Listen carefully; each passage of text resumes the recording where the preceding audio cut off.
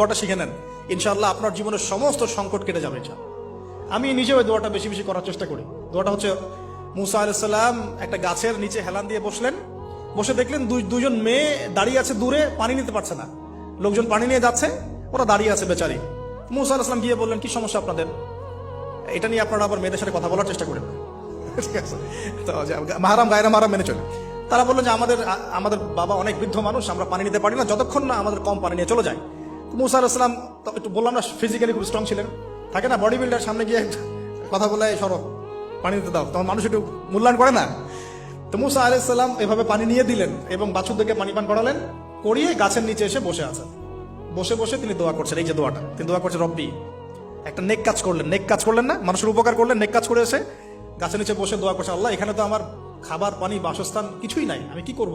রব্বি ইন্নী লিমা আনজালতা ইলাইয়া মিন খায়রিন ফাকির, রব্বি ইন্নী লিমা আনজালতা ইলাইয়া মিন খায়রিন ফাকির। আবার বলেন, রব্বি ইন্নী লিমা আনজালতা ইলাইয়া মিন খায়রিন ফাকির। অর্থ হচ্ছে, হে আল্লাহ, তুমি তোমার পক্ষ থেকে আমার উপরে যে নিয়ামতগুলো দিবে, আমি এর জন্য ফকির হয়ে বসে আছি। আল্লাহ অর্থ বুঝে পড়বেন ভাই, নামাজ রোজা হজ যাকাত যাই করেন আল্লাহর ওয়াস্তে অর্থ বুঝে পড়বেন।